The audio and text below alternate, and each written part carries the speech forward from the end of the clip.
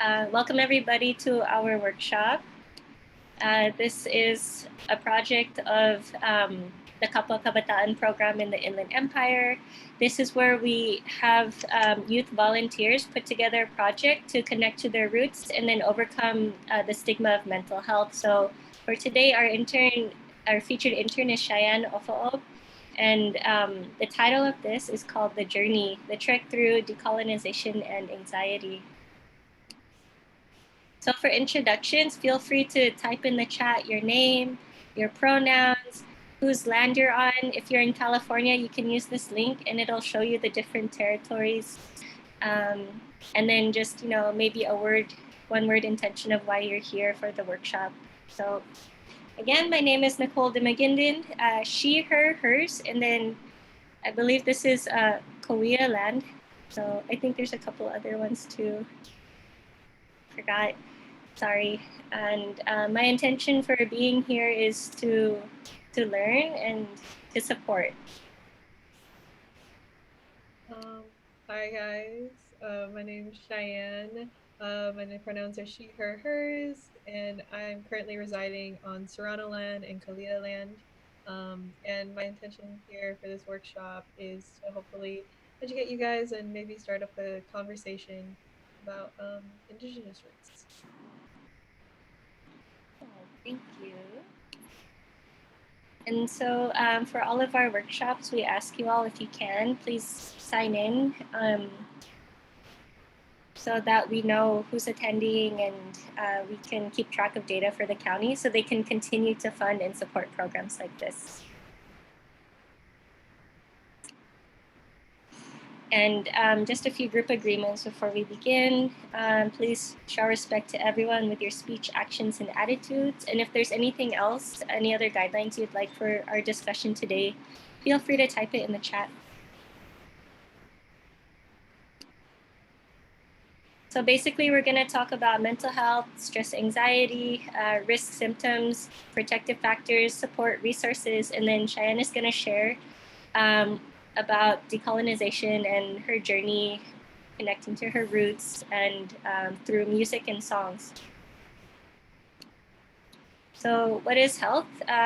It's not just the absence of a disease or infirmity. It's a positive concept of how we emphasize social and personal resources. There's different types: physical, mental, spiritual, and financial health, all of which are connected to each other, which means there is no health without mental health. And mental health being our social, emotional, and psychological well-being, how we can recover and adapt to difficult experiences and feel safe and secure and achieve our full potential. Mental health, right? That's our emotional, psychological state. A mental disorder is a wide range of disorders that affect our mood, thinking, and behavior that disrupt our ability to live our daily lives, whether it's work, daily tasks, or relationships. And every time we do these community mental health workshops, we talk about the mental health spectrum.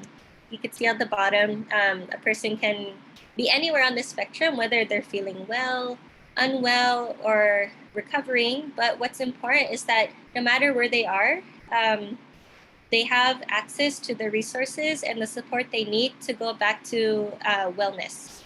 Okay. And what is stress? It's a normal response of our body to demands and challenges in life. It can be short-term, long-term, but the point is our bodies are able to go back to recovery and normal functioning after that stressful event. It's obviously a lot more difficult when the stressor is chronic, right? And it can affect our health in the long term. And so it's important to have stress management by being observant, talking to our healthcare providers, getting exercise, relaxing activities, setting goals, priorities, and staying connected. So when we talk about anxiety, we're going to do this a little bit through Q&A. So feel free to type in the chat whether true or false. It is normal for people to experience fear or anxiety when they have or think about a stressful or scary event, but Once the event or thought goes away, that fear and anxiety soon go away. So let's see. False. Anyone else have answers? True or false? True. Ooh, we have conflicting. Anything else? Both. Okay. So, true. The answer is true. Once it's normal, right, to have that anxiety over something challenging that's happening, because it helps us be more aware and to think about the different scenarios and how to best prepare for that. However, oh, okay, yeah. So false. Yes, it does go away. Once that stressful event is done, it should go away. So question number 2, an anxiety disorder is different because the fear and anxiety do not easily go away once the scary event goes away. True or false?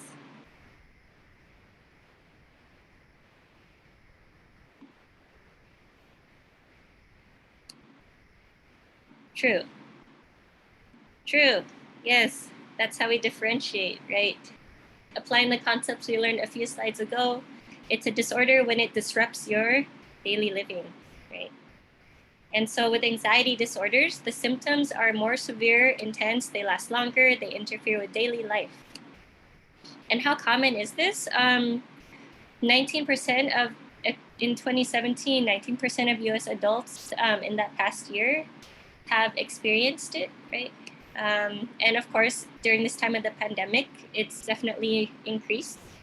And if you look down here, anxiety disorders most commonly appear between 7 and 31 years of age. So imagine the stressors in the life of a child that can produce anxiety compared to if you're a teenager or later on in life. Next. However, just because you have anxiety doesn't mean you can lead a successful life. You can be famous, you can do amazing things, you can make a contribution and impact in society. So these are just some of the examples. Celebrities. In particular to our community though, what impacts our mental health is this notion of the model minority myth, where in essence, the stereotype that Asian Pacific Islanders are really successful, so there are absolutely no concerns or issues that they face. Yet in the data, right, it shows that back in 2017, for Asian Americans 15 to 24 years old, suicide was ranked as the #1 leading cause of death in 2017. Not only that, but we're 3 times less likely to seek mental health services compared to white Americans. I'm not sure about the data in Canada, but I can imagine that there might be similar pressures, and so there would be similar data. And so just to put a few names to these statistics, right? These are our youth, Ivy League students who have died by suicide, coincidentally, right, in 2014, and 2014. And so why is this so? Why is this happening to a lot of our youth? When we look at it as on the scale, right, on one side, we have a lot of stressors that are very heavy, from family obligations, pressure to excel, cultural, intergenerational conflict that aren't balanced with the resources that we have, like coping skills and a support network, which is why we're here to tip the balance. So when we talk about knowing the signs and symptoms of anxiety, there are 3 different categories: physical, behavioral, and psychological. And when all of these are happening at once, it can look like this guy over here. So he has a lot going on, from jelly legs to mind racing, heart racing, nausea, sleep disturbances, right? But when we look at just the physical symptoms, this can be everywhere from cardiovascular, rapid heartbeat, respiratory, shortness of breath, dizziness, difficulty swallowing, stomach pains, even muscle aches. And some of these can mimic very serious medical conditions also. For example, a heart attack, which we'll talk more about later. With behavioral signs and symptoms, it can be things like the person wants to avoid situations, or they have an obsessive compulsive behavior to calm their anxiety or to cope with a certain situation, such as washing hands or mentally counting or checking, right? And then when they are in that situation, they may express distress or phobic behavior.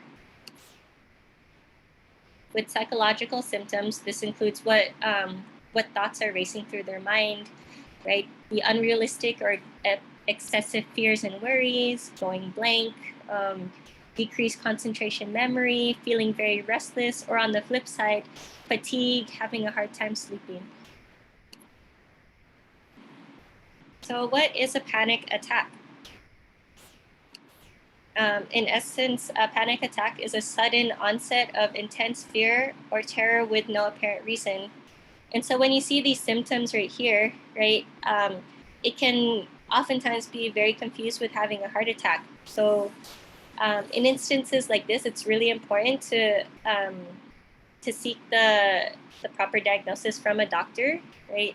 We're not trained to diagnose on the spot, especially with something that can have a lot of consequences for the person, especially because these stressful events are very fearful, can produce a lot of fear.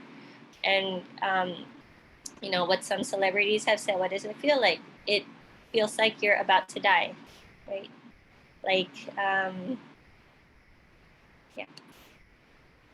And so imagine if you have a panic disorder where you have recurring panic attacks. Not only that, but you're worried about having future panic attacks. And so as a result, that person may feel ashamed or discouraged for being able to go to school or work.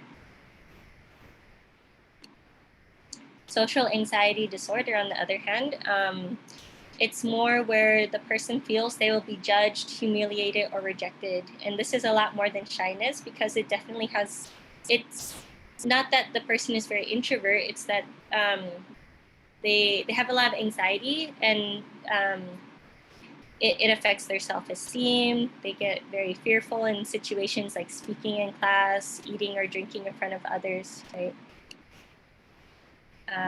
And then when they have to perform or do a task, right, you can see how it can interfere with their ability to carry that out. For example, they may feel scared to be with or talk with people, or they stay away from places where there are other people. With a generalized anxiety disorder, this is something that develops a lot slower, often starting in your teen or young adult years. And it's kind of like a buildup of what if questions that make you fearful of the worst case scenario, and results in the following symptoms as well, such as difficulty sleeping, fatigued, irritability, sweating a lot. And it can look different depending on where they are in their life. So for example, children and teens, their worry will be more about school or sports, catastrophes, right? And then with adults, it can look like fear and worry around job security, health, finances, being late, taking care of children.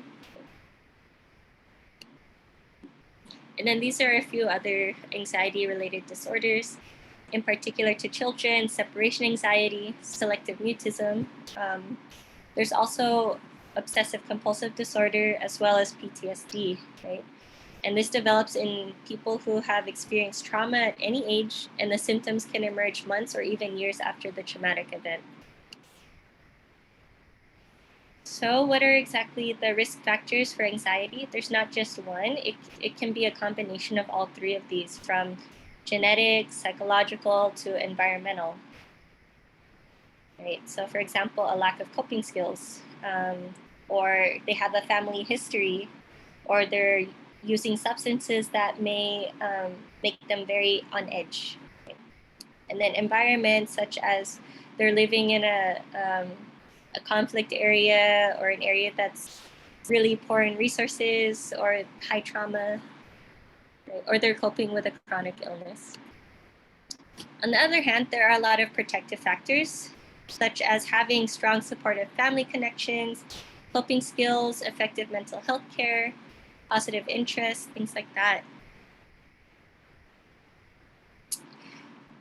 And so, keeping those things in mind, we're gonna do a small little activity. We're gonna watch a short music video or part of a music video. And as you watch it, I'd like you all to think about and type in the chat what risk factors and protective factors for anxiety you think are present in this community's experience. Let's see. And the title of the song is in Ilocano, so I'm gonna do my best to pronounce it. Napateg a kinabak nang.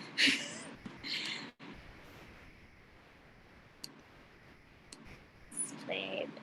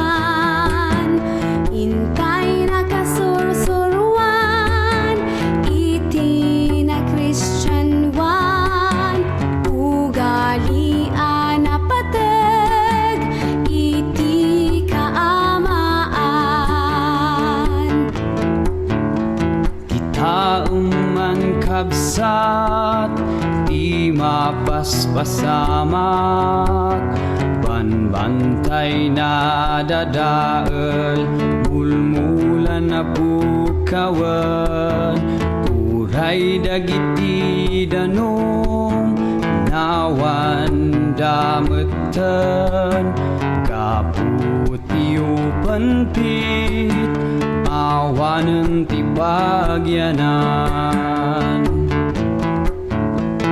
Diyos ti agbanbantay Diyos ti tumultulong ti daytoy abantay lugar na'y anakan hintay na kasursurwan iti na Kristiyanwan ugalian na patag iti kaamaan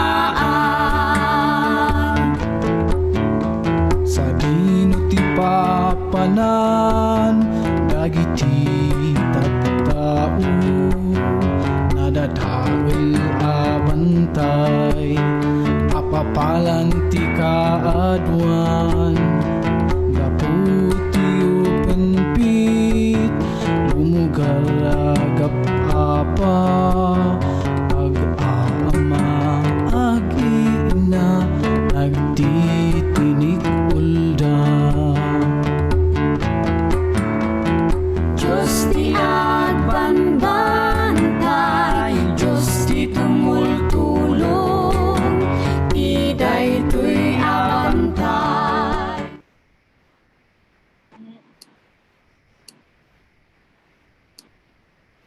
Okay, so you saw that little clip. Feel free to type in the chat what risk factors or protective factors for anxiety you think were present in this community. Just a little more background. So this is from the Cordillera region of the Philippines in Benguet, where the community was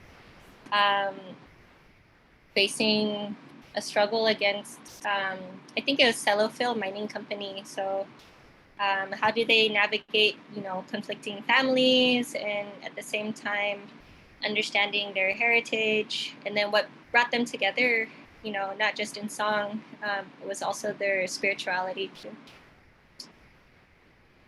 Yep. Next question. So this one is also a type in the chat question. Do you have anxiety disorder? Does that mean it means you should avoid stress and situations that make you feel anxious? True or false?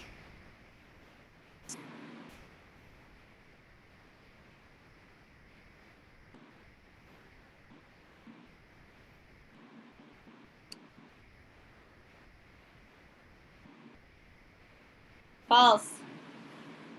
Yay, that's correct. It is false because folks with anxiety need to practice the coping skills that they learn and how to adapt to those situations. Also because you can't 100% guarantee that they're not going to encounter that stressful situation or that trigger for their anxiety.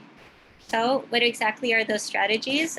They can include relaxation training, exercise, meditation, even some self-help books also, and psychotherapy such as CBT, right?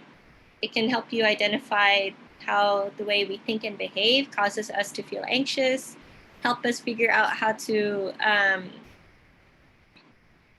think more realistically about what's happening in front of us, and behaviors to help overcome anxiety. And then in more severe symptoms, medication is definitely an option. However, there are barriers to seeking help. There's a strong cultural stigma, especially in Asian Pacific Islander communities.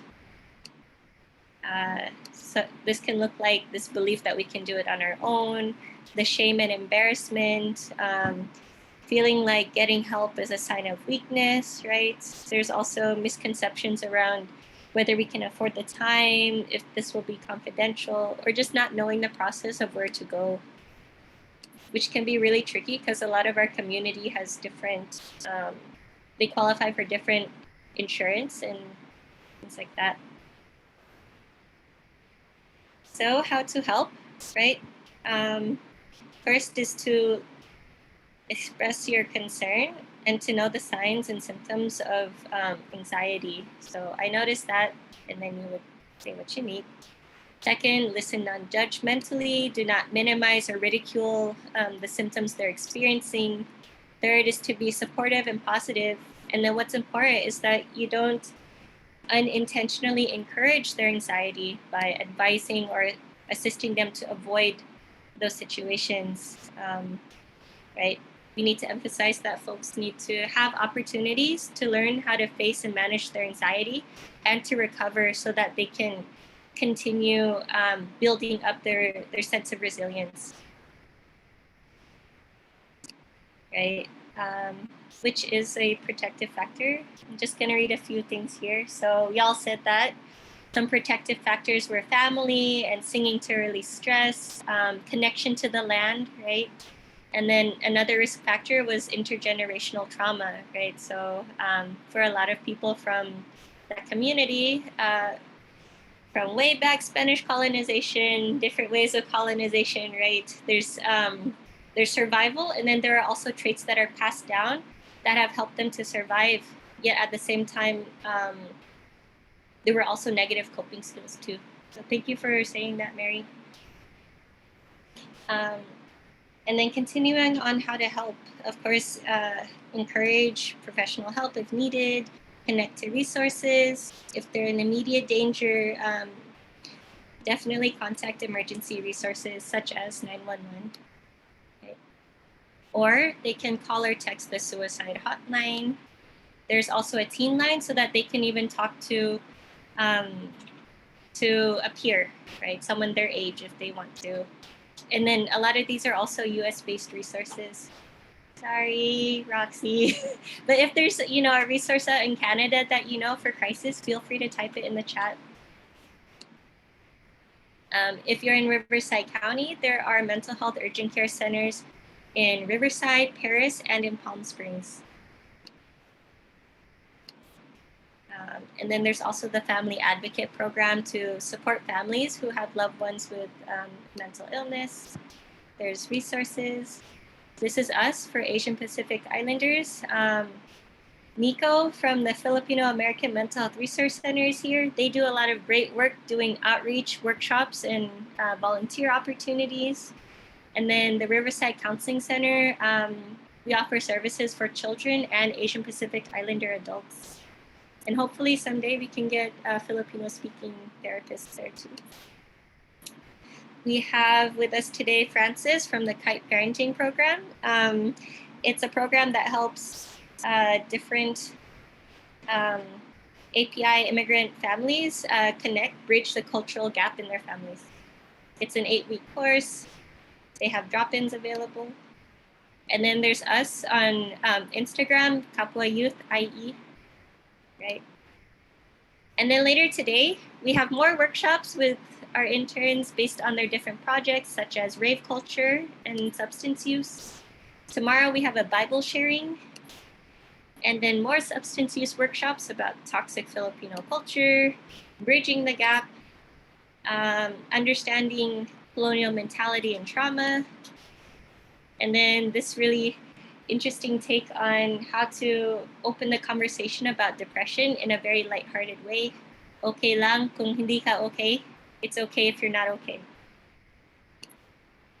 And all of this will culminate in our showcase on December 5th. The invite will be sent out and we hope to see you all there. So if you want to see more support and funding and development for programs like this, please fill out our surveys. There are two. One is the demographic sign-in survey, and then the second is the evaluation. So that sort of ends my portion of the presentation. Then I'd like to turn the mic over to Cheyenne, and she's ready. Hi, everyone. My name is Cheyenne. Just to reiterate, my pronouns are she, her, hers, and I'm one of the fellow Kapwa youth interns for this season. And so for this next part of the presentation, I'm just going to dive into decolonization and colonial mentality, and especially personally for myself, I am an Agorot American, so I have my native roots tie back to the Cordillera regions in the Philippines. So I just wanted to highlight that, and get this show on the road when it comes to my discussion part. So yeah.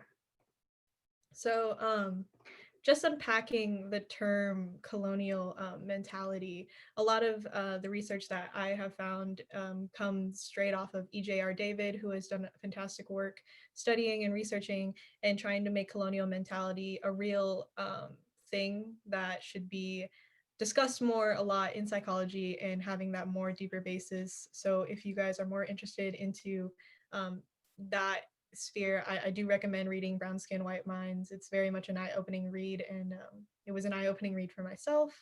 But going on with colonial mentality, it's defined as this internalized oppression following a period of colonization. And when we look at the Philippines, not only do we have Spanish colonization that has occurred, but also US colonization is very much ingrained into our history as a nation. And as you break down that colonial mentality, and especially within the Filipino identity, you have certain key components that certain individuals might display, which associate with colonial mentality. So criticizing of one's own identity, whether it be embarrassment or self-hatred, and not wanting to have those feelings of wanting to be Filipino, and with that goes with the degradation of culture, of Filipino culture. So a lot of certain individuals may avoid associating themselves with Filipino aspects of culture, whether it be, the simple stereotype jokes or, deeper parts of, family ties. Sometimes individuals just want to cut it off because they feel uncomfortable about it. Discrimination against other Filipinos, it can also occur within these individuals who have, colonial mentality, just because of that idea of a defense mechanism not wanting to be a part of a group that is seen less Americanized or less mainstream, because it's the idea of not the fear of not being accepted in a sense, because you're seen as like a minority in some people's eyes, so you would rather just fall in line with the majority in a sense. And then lastly, the toleration of oppression.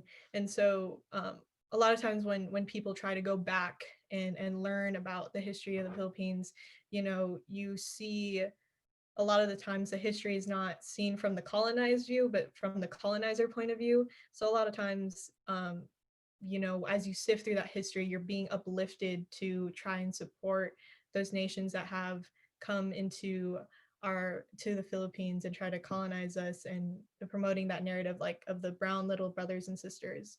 And so going forward, when it comes to decolonization, you have covert manifestations and overt manifestations. Covert manifestations really are just within yourself. And I've noticed that a lot of the times it's very much of a breakup in identity. And I kind of wanted to present like a metaphor, like you're kind of walking on a tightrope. Not only are you trying to handle your Filipino side of your family, but you're also trying to uphold, what the nation you come from, whether it be, you're Filipino Canadian or Filipino American. You kind of have to decide of how much are you going to display today, depending on what group you're in. And I know for me personally, it's not only do I have to uphold that Filipino side, I also have to uphold my Agorot side. I have to uphold my indigenous side, because it is a different side that is, at times, sometimes clashes with mainstream Filipino culture and everything like that. So for a lot of individuals, it's easier just to not walk the tightrope at all, just to simply say, hey, rather than trying to balance this fine line, I'm just going to choose this American side because it's easier, there's more comfort in it, and I can see myself easier relating to that thing rather than trying to unpack something that like I've tried to avoid, you know. And so with like overt manifestation, we're talking about like outward appearances of discrimination and that outward ideas of just that negativity running around. And especially with overt manifestation, you see as people try to weave back their narrative into their identities and stuff like that, you see a lot of people spotlighting the colonized mentality again, because you know if people constantly put, and accept that it was okay for America to come in and colonize us, or if it was okay for these colonizer nations to come in, these nations are not gonna be seen with any criticism. You're gonna see these nations without any criticism. You're not gonna want to criticize them because that's not the mainstream idea. Like why would you want to criticize the US if all you see is the US has done such great things and that the Philippines is, struggling still, and that's a problem because there is reason to criticize the nations we live in. And even though we do live in the US or you do live in Canada, like you can still criticize the nation that has done harm to you, and there's good reason to do so. And so going on with that, collective self-esteem is very much an issue, I think, a lot of the times when you come out and reaching out for resources and trying to unpack it, because of the fact that if all Filipino Americans, have this low self-esteem of themselves, you're going to see it within yourself as an individual. Because if you don't see a lot of people being confident in being Pinoy, then it's like, oh, well, why should I be confident in that? If I don't see my mom or my dad or my uncle or my aunt doing this or my cousins doing this, then why should I be proud of it? And I think it goes into this area of like a circling factor that, if you don't see anybody else, being proud of themselves, and you're not going to see yourself, you're not going to go try and be proud of yourself. So you kind of add on to this circle of like lowering that self-esteem that goes on. And for a lot of times, for some individuals, it's very much of a defense mechanism, rather than trying to unpack that self-hatred, rather than trying to unpack that embarrassment that you don't know enough, you kind of just are like, let me just build up that wall and let it be and let it stand, because I just don't want to deal with it today or tomorrow. And so going in, I just wanted to highlight, the Filipino like American experience and Filipino like, and just kind of some parts of my experience, and going into the fact that there is a generational impact, I think, because of the fact that as more generations of Filipino Americans live in America or start to live in Canada, you lose that personal connection. You lose that outlet to try and learn about your family and to try and learn about your roots. And therefore, for a kid who's trying to connect, it's confusing because you can't, it doesn't seem like you can rely on family members, but what you can rely on is, mainstream ideas of what, has come to be that Filipino community. And the problem with that is that, you lack representation. If there's no representation in the media of true Filipinos and different varied types of Filipinos, you're going to be stereotype dependent. You're going to rely on this monolithic idea of Asians or Pacific Islanders, depending on what subgroup you want to identify with. And obviously with that, you're going to try and identify with the good parts of it, but you have to identify with the good parts and bad parts and try to filter through that. And it does get confusing. And I think obviously the community you grow up in, if you grow up in a community where there's a lot of Filipino Americans, you're going to be more proud of that because you're like, oh, well, I see somebody like me over there across the street. But I know for myself, I didn't grow up in a community where there were a lot of Filipino Americans in my hometown or my school. So there was that struggle of trying to be like, oh, I want to be proud of this. But when somebody asks me what is it like to be Filipino, I don't even know if I'm saying the right thing, because I only have one view of what it means to be Filipino American. And I don't even know if it can be a view that's in relation to somebody else, And so I think for a lot of people, I'm just a first year college student at UCR, but I think college is a time for a lot of people, they soon realize, hey, I want to reconnect back. I want to go out and try to learn more about my history. But the scary part of trying to learn at age 18 or even older is the fact that you have to unpack a lot. You have to unlearn so much, and you have to constantly expose yourself. And it is a little bit of a difficulty, but I commend those who go out and do start at college to meet out these communities. But again, with the problem with that is that sometimes, depending on what college you go to or what age you go to or what age you're at, you might not find those resources a lot of the times, and it might not be as comfortable to reach out to those resources. So that kind of wraps up my part about just discussing about colonial mentality and those examples. So the next part will be me diving into a playlist that I have generated across this week. If you guys have been looking at the Kapwa Instagram, they've been going up. But these songs are very much, they don't really have any relation towards like Agora music or anything like that, but they were just very much, I think, mainstream songs that anyone can kind of listen to and relate back to that process of decolonizing. And so with these songs, I just wanted, let's just take 30 seconds to listen to the song, and then I'll kind of give my own take about it, and we'll go from there. So I hope you all enjoy these little song snippets, and I know it's hard to hear it, and it may never be enough, but don't take it out on me now, 'cause I blame it all on myself. And I had a fear of forgiveness, I was too proud to say I was wrong, but all that time is gone. No more fear and control, I'm ready for them both of us now. all right, so that song was Want You Back from Heim, and in this playlist I call it Dive In.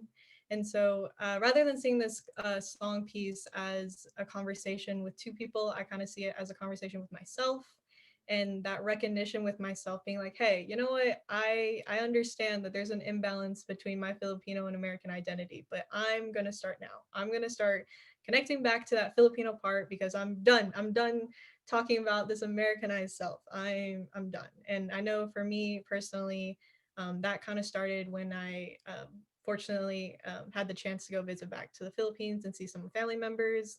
And just losing some important key family members across my lifetime also was a jumpstart to that idea. And relating it back to anxiety, I think that whole idea of like wanting to just, you know what, from here on out, we're gonna start reaching out and we're gonna recognize this problem. And so as we go on to the next song, it's called Let Me Know, and the theme is doubt. Who can I love when they tell me I can't love myself? How in the hell could I possibly love someone else? Who can I love when they tell me I can't love myself? That's for them niggas like me. How in the hell could I possibly love someone else? Who can I love when they tell me I can't love myself? So Let Me Know from Brent Fayez, I think represents that doubt when everybody comes in, because I know for myself, like I came in like surging confidence some days, and then as you soon as you start asking questions about it, and when you start trying to unpack things, it becomes information overload. You get so many different perspectives from people saying, oh, this is how I grew up, this is how I did it, these are the certain dances, these are the languages we speak, and it's a lot to process. And I think when it causes so much confusion, because it's like, well, if somebody started here with their language, can I start there? Am I good enough is it time for me to learn the language now of the Philippines? Like, which language do I even choose? Because the Philippines itself is filled with so many dialects. I know personally my family doesn't speak Tagalog.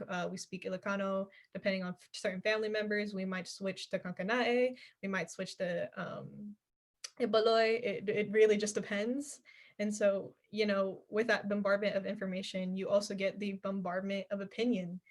People will, like cousins of mine will be like, oh, you're really gonna, wear that? Do you wear this necklace every day?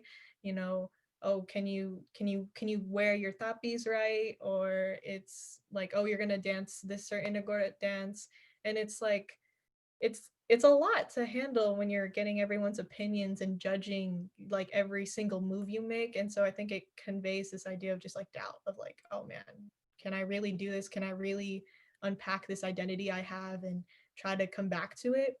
And so again, I think with anxiety a lot of times is like, can I do this? Can I keep handling this pressure of trying to cope and really hone in on these like coping mechanisms? And so on to the next song.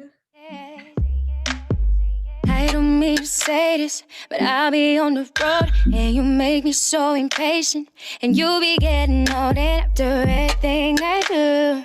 Everything be true, everything I do it all for you. And you say that you want me to stay, you want me to wait. And I don't wanna do this no more. And I stay and I patiently wait while you're watching me cave in. No, I don't wanna do this no more. We eventually hit a breaking point. Too many opinions, too much information.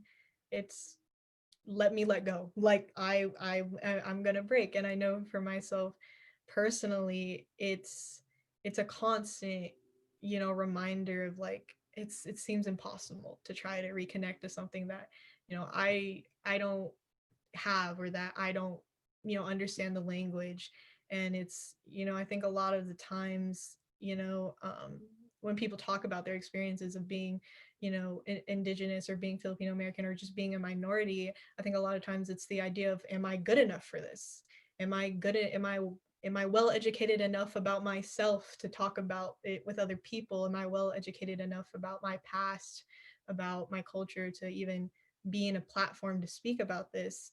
And it's like, and in relation to anxiety, you're going to have those low days where it's like you'll have really massive panic attacks or anxiety attacks.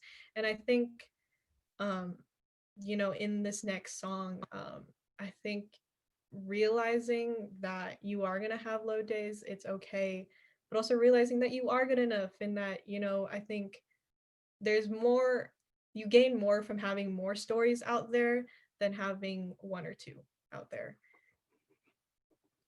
Thinking, why I'm so afraid to fight back. I got a lot of shit to hold back. I never write back. I think it's my bad. I shouldn't take it in. I try to go within myself and find some way. Floating for the whole way. All the truth I couldn't face. And so introspective from Umi, I think, really hones in on that idea of, you know, you just when you hit those lows, you know, just taking that step back and taking that breather to be like, okay, look, how much have I learned so far, and how much left is there to be learned? Because I think when you sit down and you actually reflect on how much you're trying to do and how much you're going to do, you realize that, wait, I've done a lot already, and being simply Filipino American is enough, and that your story is enough to hold on to and to keep going and to keep, you know, defining it and redefining it as you learn more about yourself. And that, you know, that balance of Filipino American or Filipino Canadian, you have both sides. You have that Filipino side and you have that American Canadian side. Both of those sides are going to coexist no matter what you do. You know, you can't just choose one, because other people are always going to constantly nitpick at the other. So you might as well just both uplift those definitions of Filipino American and Filipino Canadian, and define it for your own terms. Define it for what you want to do, because your story, again, is going to be obviously different from everybody else's, and that's good. Reach it, preach that story. And, you know, and again, relating it back to anxiety, it's a part of people. You can't simply run away from it. It's not something to run away from. It's something to face and then tone back if you need it. Face and then tone back. So the ending song is Said things could be worse. Well, things can always get better. Said I need to stop trying, don't stop trying. These are the better days. If not today, must be tomorrow. If not today, must be. So just like the ending song, there's always going to be a tomorrow. There's always going to be better days. And this constant, you know, cycle, or not cycle, but just this journey of learning about your history and trying to deal with anxiety, you know, it's never going to end. This process of learning is not going to end, and it shouldn't end. You know, you should always be constantly trying to learn more things. But, you know, if today wasn't a good day, there's always tomorrow to try and rebound and try to just pick up again. And so as we move on to this next section, I call it opening up. The following pictures on the screen are just some of the pictures I've taken from my home area back in the Philippines. Top one is from my dad's side near the mountain province. The bottom picture is from the Benguet area in La Trinidad, where my mother's from, where my mother's family resides. And so going forward with that musical theme, because we very much have made it present today, I kind of parodied like two different songs that kind of encapsulate like my journey of decolonization and my journey about trying to just accept, you know, my definition of myself and that it's okay. So the first song is from, it's a parody of Kina Grannis is Gone. I don't know if you guys know the artist, but I think this song for me kind of reflects back to, you know, that moment in time back when I visited those places, and that realization within myself that I didn't want this feeling of connection to end. I wanted to keep, you know, try to reconnect with my past, and that struggle of trying to reconnect and go back. So yeah, here it goes. Sorry if you guys can't hear me. I'll try to do this. So everybody hear this? I hope. Okay, cool. Stop, take it in, where the sun is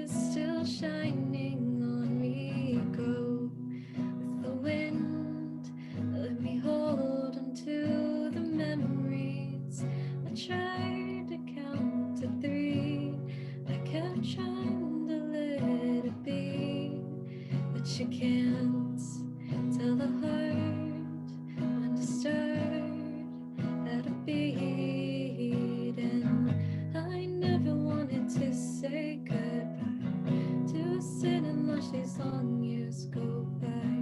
Now I'm afraid to open my eyes. Are you gone? Tell me I'm wrong. Isn't so long. No. Are you gone?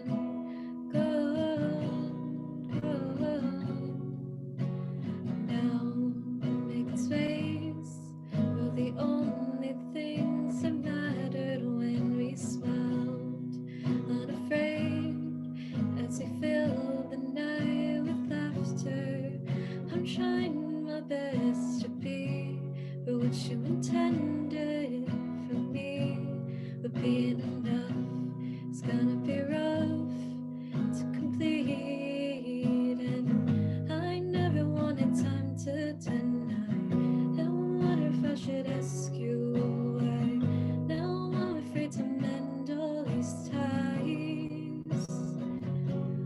Are you gone? Tell me I'm wrong. This is so long. No. Are you gone?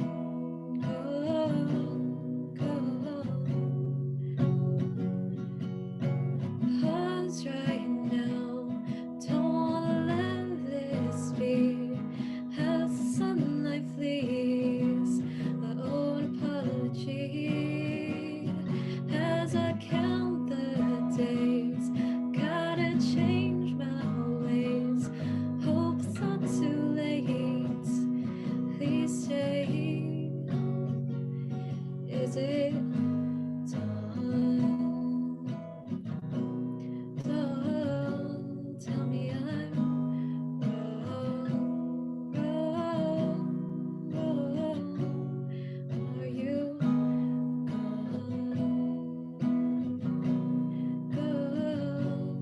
Are you gone? You gone? Oh, are you gone?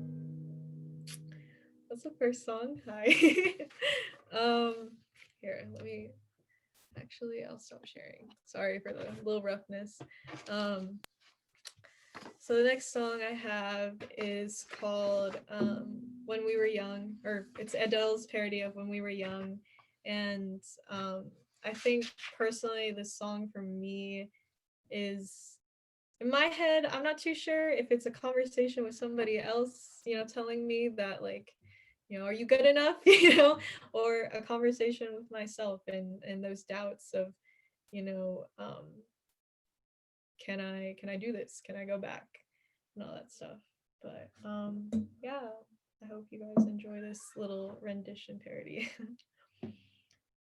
Everybody stares at what you do, from the way you talk to the way you move. Everybody here is watching you, so feel the weight, just trying to push through. Left to be perfect all alone. Can I have a moment to take it slow? Thinking about myself all night long, hoping I'm someone you can show. Say you want it perfect, say I got it all wrong. My God, this reminds me of when I was young. Let me photograph you in this light and pray it is the last time that I won't be exactly like you wanted me to realize. I'm sad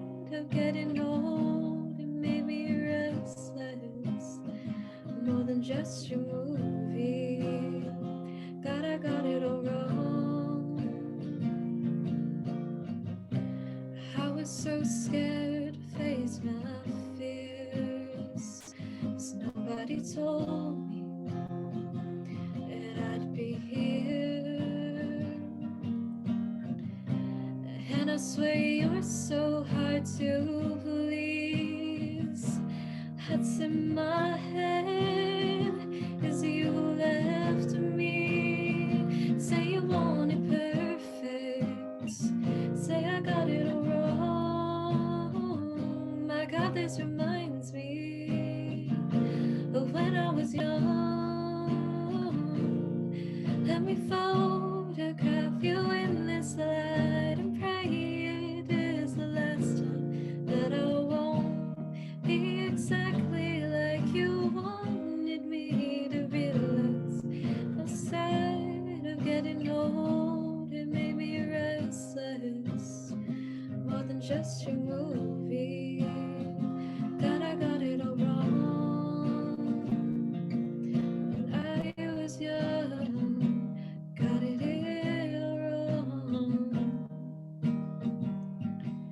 It's hard to admit that everything just takes me back to when I was there, to when you were there. And a part of me keeps going on just in case it's still dawn. I know I still will handle it with care. Say you want it perfect, say I got it all wrong. My God, this reminds me of when I was young. Let me photograph you in this light and pray it is the last time that I won't be exactly like you wanted me to realize. I'm sad of getting old, it made me restless, more than just your movie. Glad I got it all wrong when I was young. There we go. Hello. Thank you guys for listening and all that stuff. But that basically concludes our presentation. I kind of wanted to spend this time just talking and having that open conversation about anything related to anxiety or to my personal experience as an Agorad American, if you want to learn more about that, or just your personal own journey or experience. So yeah, thank you everybody. thank you. I'm reading all the chat.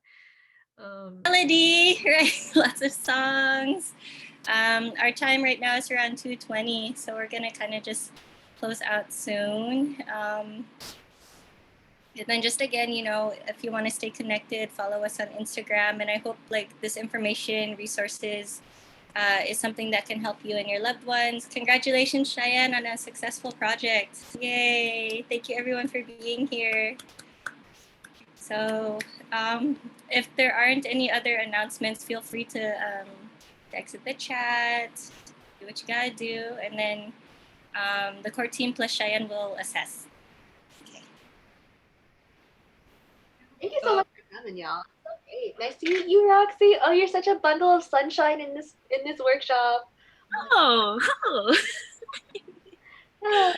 I'm so happy and excited. This was just decolonization, all the things like living inter, and just you touched on so many things. And I have anxiety. I'm just going to be super open. Like I've been struggling for anxiety for so much of my life. And